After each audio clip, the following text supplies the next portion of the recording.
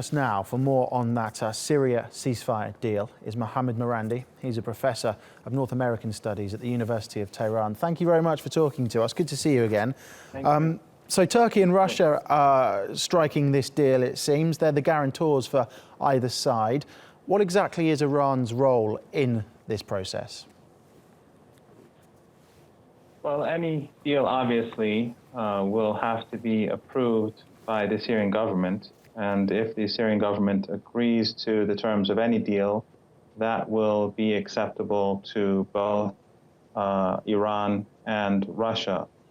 So if the Syrian government accepts a deal, this deal or any deal, the Iranians will abide by them because obviously for Iran, the Syrian government is the legitimate government and they have the final say. Is that the only demands and hopes that Tehran has from this process? Is there any other particular red lines, as it were, for Tehran?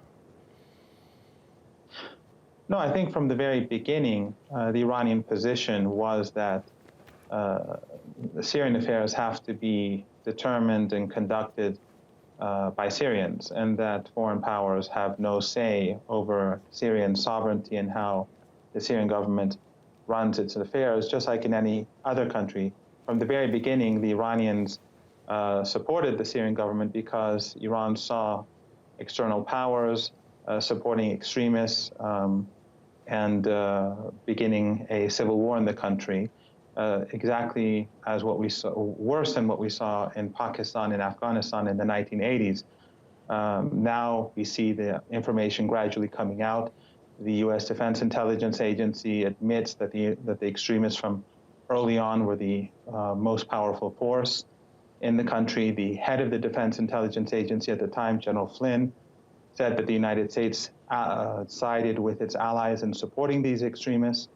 And we also have the WikiLeaks emails where Clinton, too, admits that U.S. allies such as Saudi Arabia and Qatar, up to 2014, were supporting ISIL. So, and this is something that the Iranians were warning from the very beginning, despite the fact that the Western media and Western think tanks and Western governments were denying this. We've heard from Turkey's foreign minister this morning, Mehmet Çavuşoğlu, again casting doubt over the future of Bashar al-Assad and any potential role he or the regime may play. Considering it's one of the demands for Tehran, how hopeful are you that both sides will be able to find a political solution to this issue? Well, the future of President Assad and his administration, from the Iranian perspective, can only be determined by the Syrian government, the Syrian people, and the Syrian president. And it's not for Turkey, Iran, Russia, the United States, or anyone else to dictate terms to the Syrian people. I think I just returned from Aleppo. I was there for 3 days. I was in Syria for 5 days. Throughout Aleppo, wherever I spoke to people, there was a huge anger towards the extremists. They despised whether the Nusra Front or Ahrar al-Sham. They saw all of these as reactionary Wahhabi threats to the country.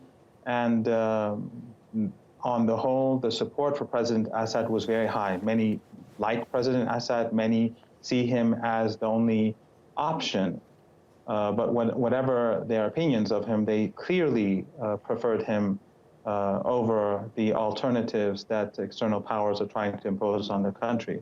So I think that after Aleppo and the major defeat of the Wahhabi forces in North Syria, the fate of Syria has been determined, and the government will not fall. And the best way forward really is for countries like the United States and its regional allies to accept reality and to recognize that the catastrophe of Wahhabi extremism will infect neighboring countries and it will infect the world. This is something much worse than what happened in Afghanistan in 1980. We're already seeing the spread of this in Europe, in Turkey, in the region, and it must be contained.